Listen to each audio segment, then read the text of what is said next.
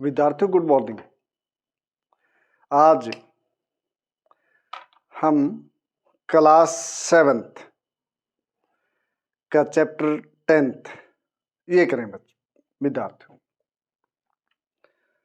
Chapter नाम है political formation in 18th century AD. ये बच्चों 18वीं शताब्दी में नए पॉलिटिकल फॉर्मेशन गठबंधन, ठीक है ना, ये है। अब ये लास्ट चैप्टर विद्यार्थियों आपका 7th क्लास वाले बच्चों, ये आपका लास्ट चैप्टर है। इसमें फिर वही बात है कि भाई राजनीतिक गठबंधन या गठन मान लो, ठीक है, 18th सेंचुरी एडी ईस्वी, ठीक है। अब सबसे बड़ी बात है कि भाई ये समझना होता है, आपको क्रैमिंग नहीं करनी है और डिप्रेस वो क्या बोलते हैं कि अपने दिमाग के ऊपर ज्यादा जोर नहीं देना है, स्प्रेस नहीं करना माइंड को ज्यादा। अब ये कह रहे कि 18th सेंचुरी ये समझना है ईस्वी में, क्योंकि जो औरंगजेब थे ये बच्चों 1658 से लेकर के 1707 तक, यही था ना।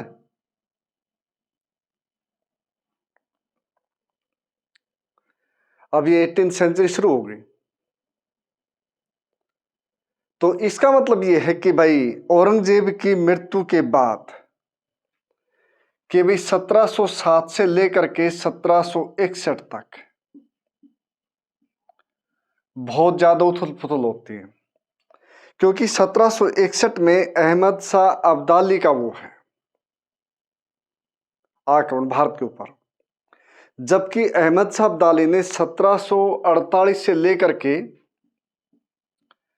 और विद्यार्थियों 1761 तक 5 बार आक्रमण किया था, 5 बार। ये क्या थे विद्यार्थियों, ठीक है। अब ये 5 बार आक्रमण किया तो भारत उसमें हिल गया, बड़ा नुकसान हुआ। Aurangzeb was the last Mughal king और बादशाह was a strong leader, was a religious leader who ruled over India in the name of God, अल्लाह, ठीक है ना। एक पक्का सच्चा मुसलमान था वो उसके अनुसार, ठीक है। अब 1700 जो औरंगजेब था 79 में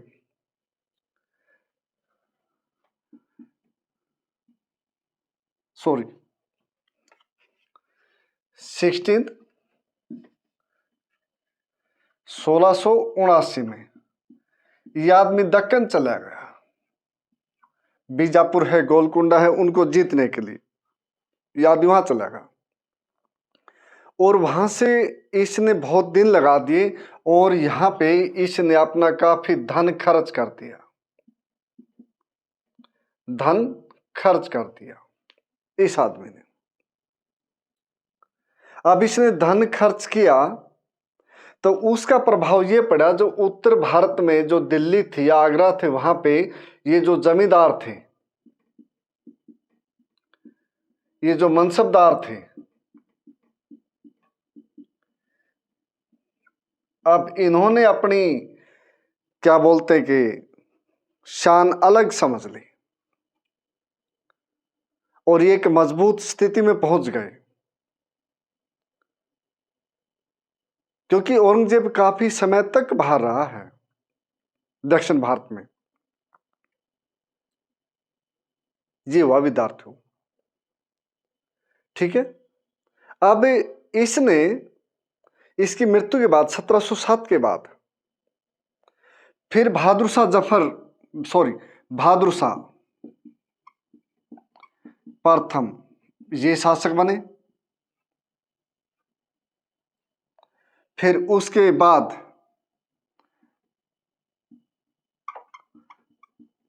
फर्रुखसियार ये शासक बने। इससे पहले जहांदार शाह, ठीक है, जहांदार शाह और फर्रुखसियार ये शासक बने। अब जब ये शासक बने तो इस समय तक मुगल साम्राज्य अपने पतन की तरफ अग्रसर हो चुका था। ये बात भी रही, ये प्रमुख बात थी कि जैसे बताया कि औरंगजेब के बाद कोई शक्तिशाली सम्राट नहीं आया। फर्रुखसियार से पहले जो जहांदार शाह थे वो भी थोड़े दिन रहा। फिर अली बर्दर्स थे, उनका प्रभाव बढ़ गया दरबार में, तो उन्होंने इसको बना दिया। और इस प्रकार ये होता है कि भाई फर्रुखसियार और उसके साथ साथ अहमद शाह, ठीक है, और शाह आलम, इन दो शासकों को मार दिया। आलमगीर द्वितीय,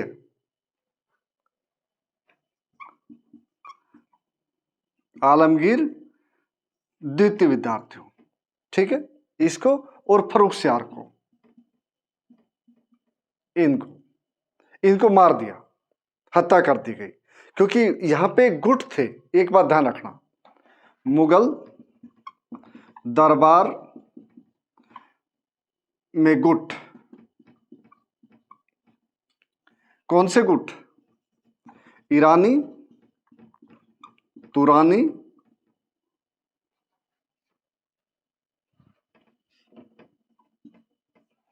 हिंदुस्तानी, इस प्रकार के ये गुट थे यहां पर। अब ये गुट थे तो इनमें आपस में रसाकसी होती थी कि भी हमारी पसंद का शासक बने, ये हुआ। लेकिन वो सबकी पसंद का नहीं बन सकता। जो भी सेनापति था या मतलब जिनको ये अधिकारी बनाए उसके पास सेना मजबूत थी, हाँ, तो उन्हें बना दिया, उन्हें वो कर दिया राजा को, ये होता है, ठीक है।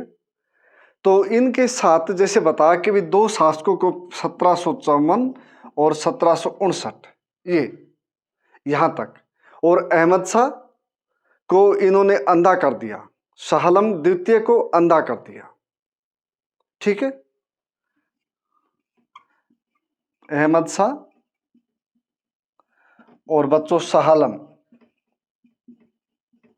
सेकंड ये अंधे कर दिए।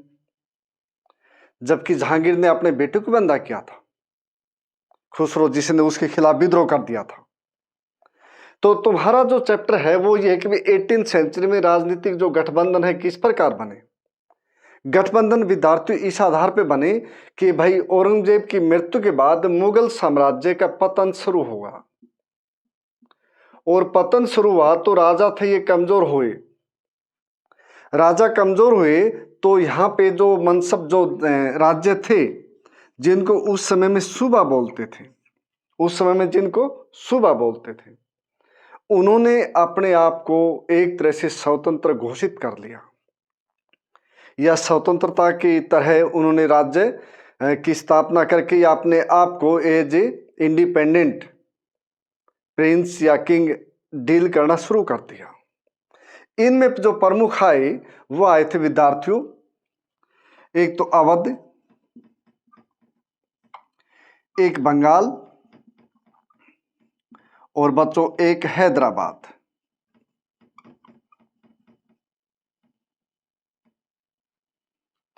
सादत खां,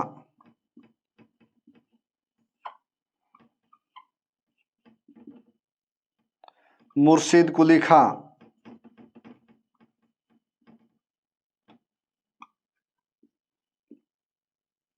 आसफ जहां,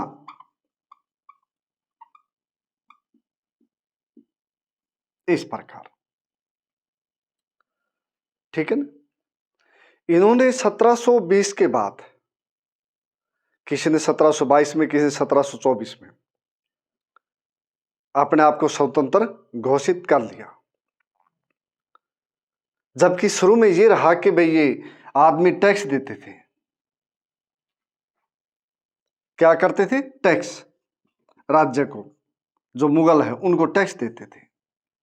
बाद में इन्होंने ये भी बंद कर दिया, और ये भी बंद कर दिया तो उसका असर ये हुआ कि फिर मुगल बादशाह की हिम्मत नहीं पड़ी कि उनकी तरफ देखे भी।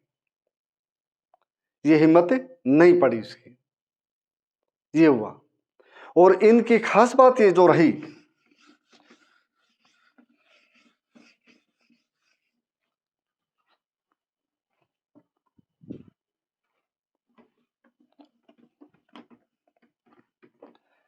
इनके विद्यार्थियों जो खास बात रही वो ये रही कि इन्होंने इजारेदारी प्रथा, इजारेदारी प्रथा इसको चलाया इन्होंने, ठीक है। उसके साथ साथ इन्होंने जो व्यापारी वर्ग था, व्यापारी या धनी वर्ग, व्यापारी या धनी वर्ग, उससे संबंध जोड़े। और संबंध भी उसके आधार पे कि भी ये एक तरह से इनको वित्तीय सहायता देते थे ये वर्ग। जैसे मुर्शिद को लिखा, उसके बाद फिर अलीवर्दी खां है। अलीवर्दी खां 740 से लेकर के 56 तक इसमें रहा। इसमें जगत सेठ ये रहा बच्चों। तो फाइनेंस करता था इनको, रियासतों को, याद में, बंगाल में। इसी प्रकार जो एक बात ध्यान में आई, मतलब एक बात निकल के आई, वो ये आई कि इन आदमियों ने सबसे पहली बात कि भाई इजारेदारी प्रथा शुरू की, पहली बात प्रथा इसको शुरू किया। दूसरी बात, जो नवाब और धनी वर्ग,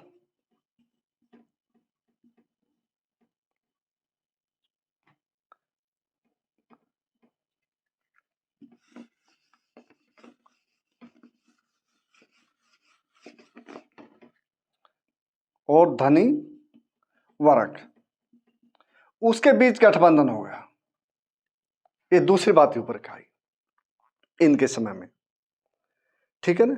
और इसके साथ साथ जो बात होती है, ध्यान से सुनना, पीछे बैक में आ जाओ थोड़े से, कि भाई ये तो गुट थे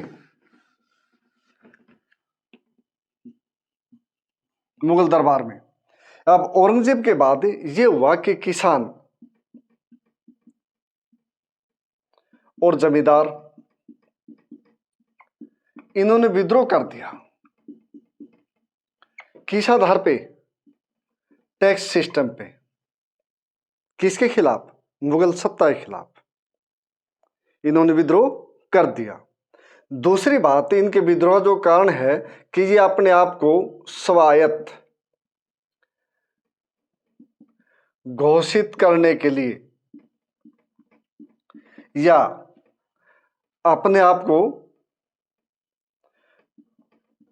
बड़ा बनाने के लिए इन्होंने विद्रोह कर दिया। किसके खिलाफ के विद्यार्थियों? मुगल साम्राज्य के खिलाफ कर दिया। तो विद्रोह हुए हैं उस समय में भी। मेरे ख्याल में एक स्टडी ये कहती है कि औरंगजेब के समय में 144 विद्रोह हुए हैं, अकेले औरंगजेब के समय में, ठीक है। तो इस प्रकार एक नई वो आई सोच निकल के। जबकि इजारेदारी प्रथा मतलब ये होता विद्यार्थियों कि भी ठेके पे देना, ठेका प्रणाली, कि एक जो आदमी है उसको दे दे भी तुम्हारे को साल में 100 रुपये देने हैं। ये वो 100 रुपये के बदले में यहाँ से चाहिए 150 रुपये ले, चाहिए 200 रुपये ले, तो इसको खून चूसा किसका? किसानों का, मजदूरों का, ये आदमी। इस कारण किसान यहाँ से छोड़ के चले जाएंगे, मजदूरों से बेगार ली जाएगी। बेगार का मतलब ये भी काम के बदले में पैसे नहीं मिलेंगे, ये था। हैदराबाद का जो थे ये आसफ जहां ये उत्तर भारत से लेके गया था, कर्मचारी अधिकारी इस प्रकार के, और वहां जाके इसने जो सिस्टम शुरू किया वो एक अच्छा रहा। उसके साथ साथ फिर ये भी रहा कि इन्होंने इसमें अवध में, हैदराबाद में, दोनों में एक तालमेल अच्छा था। हैदराबाद के नवाब ने गुजरात और मालवा और उसके साथ साथ मध्य भारत, उनके ऊपर आक्रमण कर दिया, इनके ऊपर आक्रमण कर दिया। इस समय में मराठे भी थे, ये भी ध्यान रहे, मराठा शक्ति इसका भी उदय हो रहा था, ये भी ध्यान रहे बात। ठीक है, तो ये रहा बच्चों इसके बारे में।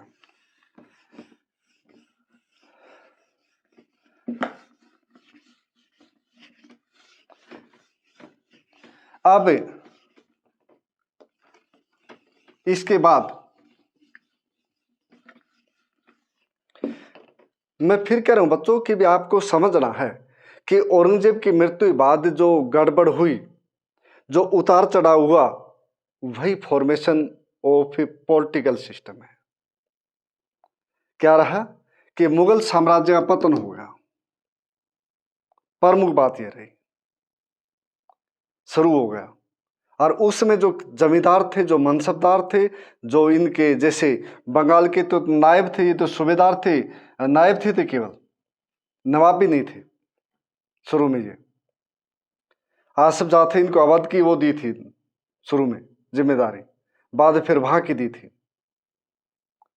ठीक है, तो इसके खिलाफ जो हुआ सिस्टम, और फिर नए जो राज्य उभरे, वो फॉर्मेशन बच्चों एक ब्रीफ में, एक निष्कर्ष में। ठीक है, जैसे बता तीन तो वो आ गए, इसके साथ साथ फिर राजपूत ये आए बच्चों। राजपूत में एक तो अजीत सिंह, एक मिनट, राजपूत। अब तीन प्रकार के स्टेट हो गए, तीन प्रकार के। एक तो विद्यार्थी वतन जागीर, और दूसरी इस प्रकार की जैसे अवध है, बंगाल है और हैदराबाद है, दूसरे प्रकार के राज्य। तीसरे प्रकार के राज्य जैसे सिख है, जाट है, मराठा है। तीन प्रकार के राज्य मुगलों के, इसके औरंगजेब की मृत्यु के बाद ये बने, तीन प्रकार के। वतन जागीर उनको बोलते हैं जिनको स्वतंत्रता दी गई है, रहेगा तो उसका दिन, मराठों इसके मुगलों का दिन, लेकिन काफी हद तक ये स्वतंत्रता उन्हीं को दे दी उस जागीर, वो संभालो भाई। इन्होंने एक तरह से इसकी सुपरमेसी मान ली और टैक्स देने के निश्चित कर लिया, और एक तरह से फिर स्वतंत्र है काफी हद तक, ये था। अवध, बंगाल, हैदराबाद ये इससे अलग हुए थे। सिख, जाट, मराठा ये अलग थे, ये कभी इनका अधीन कभी स्वतंत्र, इस प्रकार की बात रही थी, ये हुआ था। इसमें जो मराठे थे, ये थे जो राजपूत थे, राजपूतों में बच्चों एक तो जोधपुर का अजीत सिंह, इन्होंने काफी पॉलिटिकल इंटरफेयर किया उसमें, गुट में शामिल हो गए। जो हिंदुस्तानी गुट था, जो हिंदुओं का, हिंदुस्तान में दो गुट, एक मुस्लिम गुट, एक हिंदू गुट, ये भी हो गए थे। ठीक है, इसमें एक दूसरा था अंबर, जयपुर, ये कौन थे? राजा जय सिंह, जय सिंह। ठीक है, इनने कहा कि मेरे को गुजरात और मालवा की सूबेदारी मिलनी चाहिए, लेकिन मुगल सम्राट ने इसको गुजरात की सूबेदारी दे दी और जयसिंह को मालवा की दे दी, मालवा की सूबेदारी दे दी। आगे चल करके इसने बूंदी को अपने अधीन कर लिया, इसने नागौर को अपने अधीन कर लिया बच्चों, राजस्थान में। और जो राजा जयसिंह था उसने वेधशालाएं बनवाई। ठीक है, उसने कहाँ कहाँ बनवाई? उसने उज्जैन में बनवाई, उसने मथुरा में बनवाई, वाराणसी में बनवाई, जयपुर में, दिल्ली में। ठीक है, कहाँ पे बनवाई? वेधशाला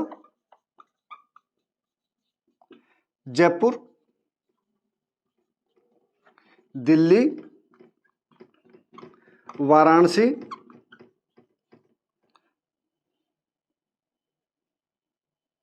जयपुर, दिल्ली, वाराणसी, एक हो रहेगा बच्चों, जयपुर, दिल्ली, वाराणसी और मथुरा। ठीक है, मथुरा ये बनवाई है इसने। और जंतर मंतर बनवाई इसने, खगोलीय वेधशाला। ठीक है, राजा जयसिंह ने। कहाँ के थे? अंबर के, जयपुर के ये थे। तो बच्चों मैं फिर कह रहा हूं आपको कि भाई 18वीं शताब्दी में क्या घटनाएं घटी, नई फॉर्मेशन क्या है कि मुगल साम्राज्य का पतन होता है, उसके बाद नए साम्राज्य का उदय होता है, छोटे रूप में, बड़े रूप में। ठीक है, चाहे जाट मान लो, चाहे सिख मान लो, चाहे मराठा मान लो, अवध, बंगाल, हैदराबाद, कुछ ही मान लिए, ये सारे थे। ठीक है, तो इस प्रकार बच्चों विद्यार्थियों के भी मुगल 1707 के बाद कौन कौन से राज्य उभरे, गठबंधन कौन से बने, इससे तात्पर्य है कि भी हमने जैसे देखा अवध बना, हमने देखा हैदराबाद, उसके बाद फिर बंगाल, बंगाल के साथ फिर ये तो इसके बिल्कुल डायरेक्ट बाहर निकले थे, इसके साथ फिर जो दूसरे आए, दूसरे बने, वो बने थे विद्यार्थियों कि भी सिख साम्राज्य या सिख राज्य, उसके बाद मराठा, मराठों के साथ फिर जाट,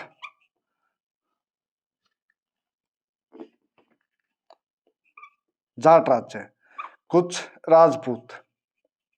ठीक है, ये रहे थे। अब जो राजपूत थे ये ध्यान रखो कि 3 प्रकार में बट गए। एक तरह से उस समय 3 प्रकार स्टेट बन गए। 3 प्रकार स्टेट कैसे बने थे कि एक तो भाई ये वतन जागीर वाले हो गए। ठीक है, दूसरे कौन से हो गए?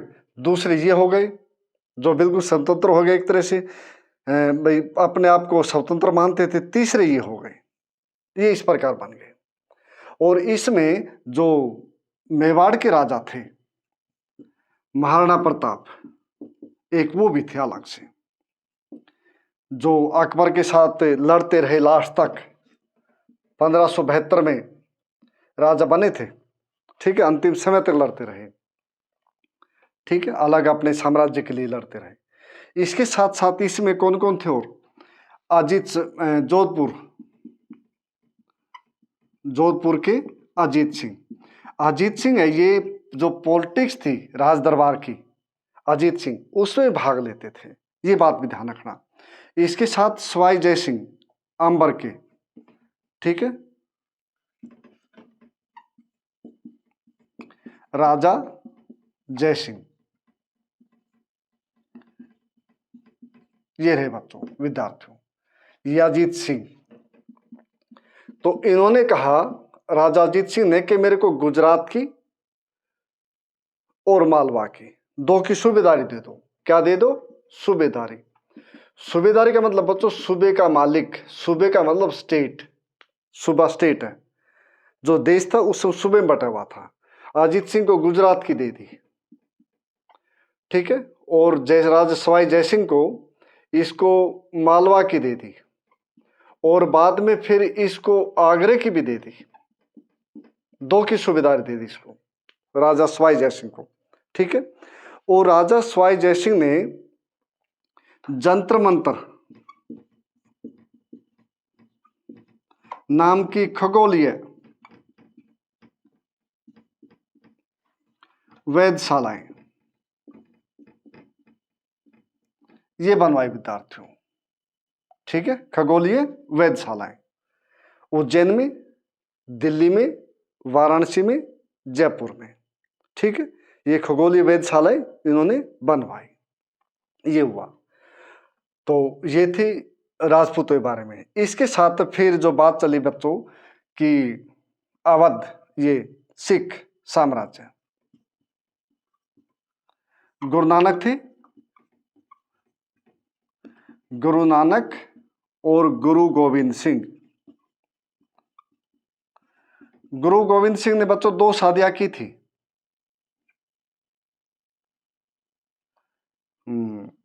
माता जीतो और माता सुंदरी, 2 महिलाएं थी। ठीक है। और इन्होंने एक तो जत्था और एक मिसल नाम की 2 संस्थाएं थी, एक संगठित होने के लिए। और संगठित होने के लिए जब भी ये इस प्रकार जो मिसल ये थी जो दिवाली पे या किसी पर्व पे इकट्ठा होते, तो फिर उसके कोई डिसीजन लेते हैं और डिसीजन लेके फिर कहते हैं गुरु मत्ता। गुरु का जो प्रस्ताव होता ना, गुरु मत्ता, उसको गुरु मत्ता बोलते थे। और इन्होंने ये किया कि 20% राखी प्रणाली। कौन सी प्रणाली बच्चों? राखी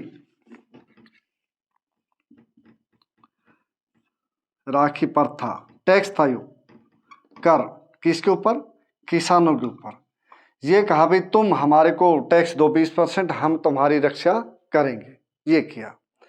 और 1699 में गुरु गोविंद सिंह ने खालसा पंथ, खालसा पंथ का मतलब खालसा मतलब खालिश, खालिश का मतलब सच्चा, बिल्कुल पवित्र, उर्दू या फारसी भाषा शब्द है, उसकी स्थापना की, खालसा पंथ की, जो धर्म के लिए अपना काम करेगा। ठीक है। और 1708 में इनकी मृत्यु हो गई, नांदेड़, इनकी हत्या हो गई एक तरह से महाराष्ट्र में। उसके बाद बंदा बहादुर आए, बंदा बहादुर ये आए बच्चों। इन्होंने फिर कमान संभाली और कमान संभाल के 1715 में इनको पकड़ लिया और 1716 में इनको मृत्यु दंड दे दिया, मृत्यु दंड दे दिया विद्यार्थियों इनको। और महाराजा जो रणजीत सिंह थे वे अपनी 1799 में लाहौर में उन्होंने अपनी राजधानी स्थापित कर दी। ये हुआ। ठीक है। तो ये शांतिप्रिय आदमी थे और लेकिन स्वतंत्रता चाहते थे। एक बात ये भी है, इतने भी शांतिप्रिय नहीं थे कि भी स्वतंत्रता को अलग कर दे अपने से, ये भी बात थी इनकी। ठीक है। तो ये रहा इनका। अब इसके बाद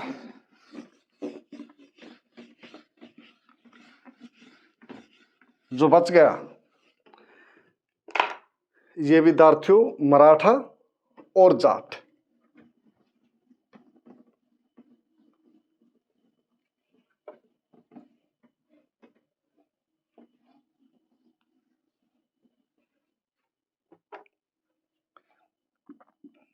मराठा शिवाजी महाराज थे, उन्होंने स्थापना की, 1630 में जन्म है, 1680 में मृत्यु है। और 1674 में रायगढ़ उसमें राजा बने। ठीक है। और उसके बाद फिर पुनः इनकी कैपिटल बनी। और इनके बाद फिर पेशवा वे आए। पेशवा मतलब प्रधानमंत्री, प्रधानमंत्री ये बने। इस शिवाजी के समय में एक टर्म थी अष्टप्रधान, जिस 8 मंत्री होते जिसके प्रमुख पेशवा होते थे। पेशवा महाराष्ट्र के चित्पावन ब्राह्मण में थे। ठीक है। चित्पावन ब्राह्मण उसमें थे, उस जाति से संबंध रखते थे। और इन्होंने एक तरह से उड़ीसा और बच्चों दक्षिण भारत और उसके साथ साथ गुजरात, और गुजरात के साथ मालवा का फिर क्षेत्र वो, और दिल्ली 1737 दिल्ली तक इन्हें कब्जा कर दिया। ये कहते जिसमें हरियाणा भी, पश्चिमी उत्तर प्रदेश भी, राजस्थान भी, वहां तक इन्हें मार की इन्होंने, इन आदमियों ने। इसलिए इनसे सभी नाराज हो गए, सभी के सभी नाराज थे। नाराज का इनको खामियाजा भी भुगतना पड़ा कि 1761 में जब तीसरा पानीपत का युद्ध हुआ, थर्ड पानीपत वार बैटल, तो फिर किसी ने भी इनका साथ नहीं दिया। केवल जो राजा सूरजमल थे जाट नेता, उन्होंने सलाह दी थी कि भाई गुरीला पद्धति अपनाओ और अपने परिवार को, औरतों को साथ, बाल बच्चों को मत लेके जाओ। ये हुआ था, ठीक है। इन्हें नहीं मानी और ये हार के उसके बाद ये उभर नहीं पाए, ये भी था। क्योंकि जहां भी गए इन्होंने एक तो चौथ जो कर था वो एक सरदेशमुख मुखी, ये किसान के ऊपर लगता था कितना 25%, 1/4 भाग। और ये जो कुनबी थे उनके ऊपर थे, एक तरह से सरदेश मुख थे जो जमींदार आदि उनके ऊपर था। ये कितना था 10%, ठीक है, ये था। लेकिन इनसे जो अलग निकले फिर, जैसे सिंधिया, भोसले, गायकवाड़, ठीक आदि, फिर वहां भी केंद्र बने व्यापार के। उज्जैन हो चाहे कुछ भी हो, जैसे चंदेरी की जो मलमल थी, रेशम थी, वो पूना में बिकती थी, एक मार्केट भी हुई, व्यापारिक केंद्र भी बने, शहर भी बने, इनके समय में ये बात भी हुई, ठीक है। लेकिन 1761 के बाद फिर ये नहीं उभर पाए, ये भी खास बात रही। अब इसके बाद बच्चों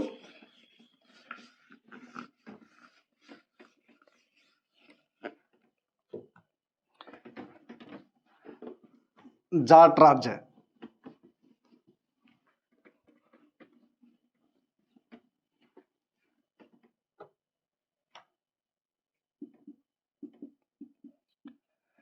कौन थे? चूड़ामन, और उसके बाद सूरजमल।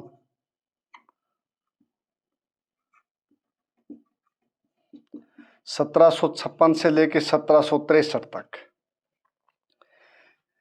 भरतपुर, ठीक है।